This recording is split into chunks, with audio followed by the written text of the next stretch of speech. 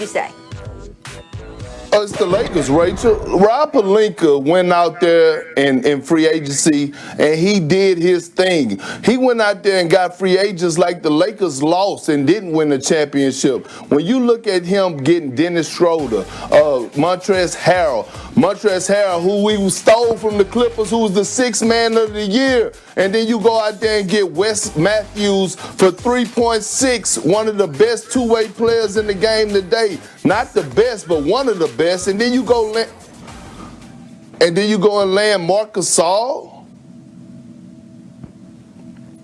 a veteran big. That was crucial. Yeah, the answer has to be both these teams are awesome. They're my favorites to go 1 and 2 in the West. But look, the Lakers just won a championship and they got better. So the answer has to be Lakers. Dennis Schroeder adds an ingredient they just didn't have last year. A water bug point guard who can create his own shot. I think he'll do a great job running pick and roll with LeBron and AD. And Marc Gasol is a perfect fit with their starting five if they decide to start him.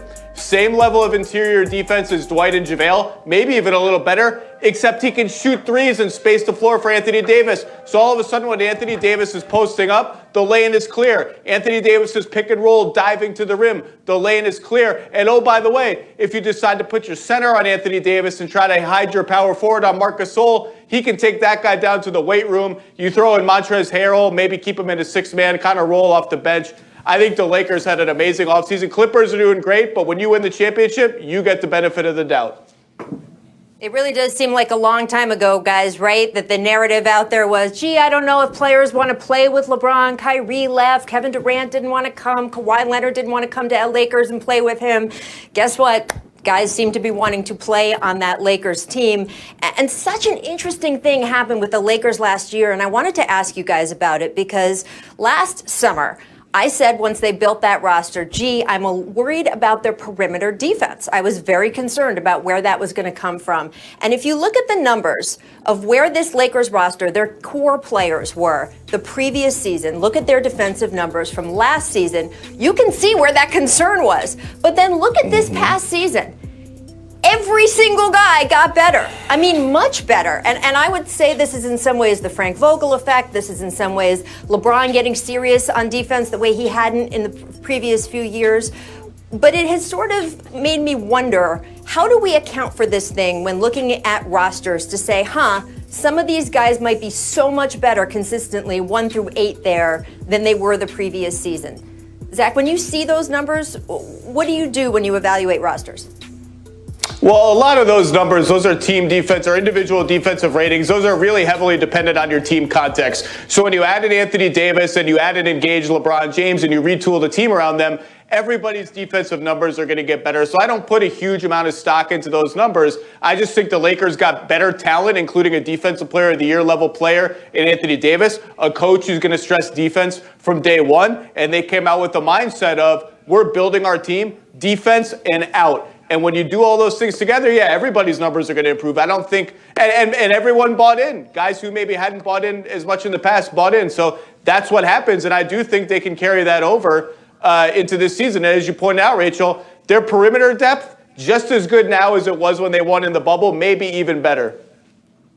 And Zach, you hit a great point by bringing up Frank Vogel. When you look at Coach Vogel, especially when he was with the Pacers, they were always at the top defensively. So Frank Vogel brings that defensive mindset. And once he got LeBron James and Anthony Davis to buy in, then it's a ripple effect. Now you see Caldwell Pope, he's buying in on the defensive end. And then you seen Dwight Howard and JaVale McGee last year, the way that they had a defensive impact. But now you add Dennis Schroeder, who's a guy that could pick up 94 feet, who's feisty on the defensive end, who gets you extra possession, along with a guy like Montrezl Harrell. Look, we praise Montrezl Harrell about his offensive package and his 19 points a game, but he's great at taking charges. He's an underrated shot blocker. And then we all know locked in Marc Gasol, what he brings to the table, along with Wesley Matthews locking in on the wing position at $3.6 million. Hey, it looks like pure gold to me for the Los Angeles Lakers. And on the Clippers side, Serge Ibaka, I think, makes up for a lot of losses there. But, Zach, do you think they're done? Because a true ball floor general, it feels like they still need to fill out on that roster? Well, there just aren't a lot of those players left unless they want to re-sign Reggie Jackson. It's getting to be slim pickings. But to answer your question, no, I don't think they're done. And I don't necessarily think there's a move that happens now or maybe even before the season. But I don't think the Clippers, as they stand right now, first of all, they have to add a couple of players. Second of all, I just don't think this is going to be the team that is playing for the title or playing in the playoffs after the trade deadline. I think they'll tweak it a little bit, but Ibaka was a hugely important signing for them. I agree. Look, the Clippers dropped the ball. I thought they would be more aggressive this offseason. I thought that they would try to go out there and really pursue Rajon Rondo because that's what they're missing. They're missing that floor general. They're missing that veteran leader to be on the ball club, to be that guy who controls the locker room outside of basketball. But they didn't go out there and they didn't be aggressive. To me right now, the Clippers are losing, especially the LA battle, but they're losing in the free agency battle tremendously. Serge Ibaka was a good pickup, but they needed to add more pieces, and they're not getting it done right now. Well, they got time before the trade deadline, still months away. We'll see how they tweak and come up with a roster that's going to take them into the playoffs. I do want to move on to Gordon Hayward because he and the Hornets, so much action over the weekend. The dust hasn't fully settled from free agency, but we still want your winners and losers. So, Jackie, we will start with you. Who is winning free agency? Oh, to me, it is most definitely the Lakers. You add Dennis Schroeder, you add Montrezl. I haven't read anybody that saw that coming. And then you add one of my favorite NBA players of all time, Marc Gasol, who I know is a little older. He's not going to, his three-point shooting's fallen off, but he's still one of the smartest, most savviest defensive players in the league. I picture him guarding Jokic for the Lakers when it comes time. I also love what Portland did in Atlanta. Those are my two runners-up. Well, Jackie, you're absolutely right. The Lakers are the biggest winner because of all the points you pointed out. But I love what the Celtics done, added Tristan Thompson to that roster and Jeff Teague. And then let's talk about the Phoenix Suns. They are winning big time, getting Chris Paul, adding a guy like Jay Crowder, adding another guy like Etwan Moore, who a lot of people don't value. I'm looking at this Phoenix Suns roster, and they look pretty damn good on paper. Also, the Suns are such an exciting team going into this next season. It's so refreshing for Suns fans who have seen that team mismanaged for a very, very long time to be putting the right pieces together both last season and now going into this season. The Portland Trailblazers, I don't know how they could have done better considering what their roster is. The Lakers, phenomenal, considering especially that Montrezl Harrell is not only a good player to pick up, he's going to be better on your team than he was for the Clippers just because of the fit with Anthony Davis and some of the other players that can cover up for Montrezl's weaker defensive issues. And then you also kind of weaken your opponent across the hallway, which I know is a big deal in Lakers-Clippers land, whether they admit it or not. And then I'm going to throw one more in there. I don't know if this is technically free agency. I'm just kind of lumping in the whole week with trades and the draft and everything else. But Philadelphia, Jackie, you and I have talked so often about the fit between Joel Embiid and Ben Simmons, and the biggest issue when having that discussion is who are the players around them. I don't know if we have the numbers 100%. From our researcher, Caesar, but if you look at these two guys when they were on the floor together just a couple years ago, they were plus 15. I mean, that you wouldn't look at that and say, God, those guys can't play together. They don't fit because they had spacing. They had other guys around them. And then you look at each season since then and how the numbers have gone down. Well, they didn't change into different players. It's because of the players around them. So Daryl Morey did such a good job switching out the players around them. They're not there yet at an ideal roster, but the improvement, I think, is such a breath of fresh air for those two guys. They are in my winners category for the week at large. For the other side of the coin, though, Jackie, who are your losers? Well, I'm going to stick in Los Angeles. But again, we talked about Montrezl Harrell walking across the hallway. Probably could just move his stuff from one locker to the next. I think that's a pretty big blow. And I'll tell you something that a lot of people aren't talking about, but they should be, is JaMychal Green going to the Nuggets for me is also a big loss for the Clippers. And remember we were talking about Rajon Rondo going across the hall with his stuff to the other locker. Not so fast. He ended up going to the Hawks. So For me, the Clippers do not come out of this well. Here's the other thing. They did add Serge Ibaka, who I like. I probably like even a little better than Montrezl Harrell because of what he can do. But he has a player option for 2021, Rachel and Perk. That means that if things start to go sour, he, Kawhi, Paul George, they can all walk in 2021.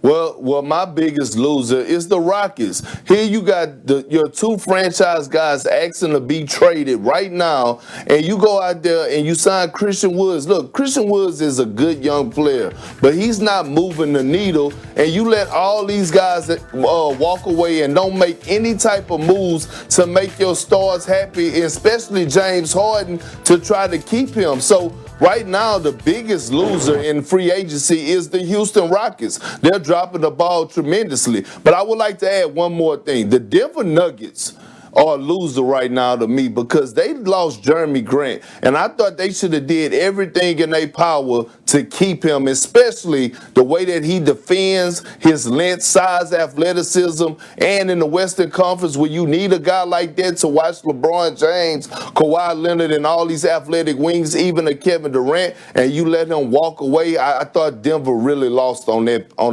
with losing Jeremy Grant. Perk, I'm a little surprised to hear you put the Celtics in the winners category. I like the Tristan Thompson signing too. I think that it fills a need for them. I think that he will be a good, active, dedicated player for them, except for a few spots, relatively injury-free. But do you think that the Celtics roster got appreciably better? Would you put them as a winner, Jackie, or would you put them more as neutral?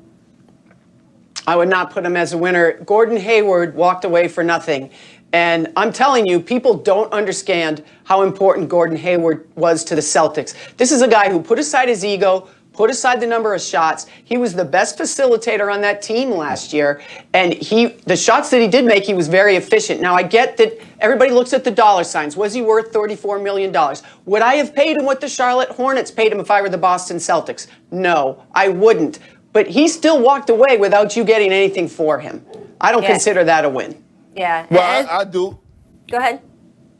I do, Rachel and Jackie. I consider it a win because I'm going to tell you why. He walked away, and now give the keys to Jason Tatum and Jaylen Brown, and you still have Kemba Walker. So you still have a big three, and then you add a guy to the bench like Jeff Teague, who's capable of giving you 15 to 16 points a night. And then you add Tristan Thompson, one of the best guys at the center position that can anchor a defense, switch 1 through 5, is a lob threat at the basket, a center that they've been missing that the Celtics been needing. He brings us a certain type of tenacity. So I understand losing Gordon Hayward was a little blow, but moving him out the way so that Jaylen Brown and Jason Tatum could now flourish and take over, that's a huge win to me. And I really think that these guys could get it done.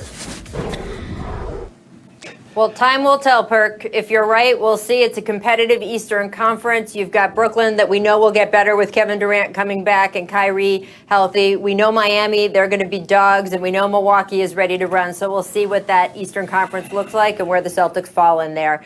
Coming up, guys, we're going to talk a little bit more about Donovan Mitchell because he got a max extension this weekend, but he can trigger, wait for this, a $32 million increase to that deal if he makes an All-NBA team. We spoke about a few guys who got big extensions earlier in the show, but let's not forget about Donnie Mitch. If he makes an All-NBA team next season, he can trigger a 30% escalator clause that would turn the guaranteed $163 million base, still very good money, into $195 million. So, Jackie, what do you think Mitchell's chances are of getting that bag?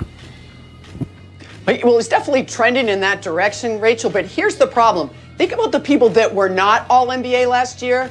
Steph Curry, Kevin Durant, Kyrie Irving, all because of injury. Joel Embiid, because people left him off their ballot. Jamal Murray, because maybe the rest of the world didn't know about him yet. There are 5 players right there who weren't All-NBA. So I'm not saying it can happen, but it's a crowded field.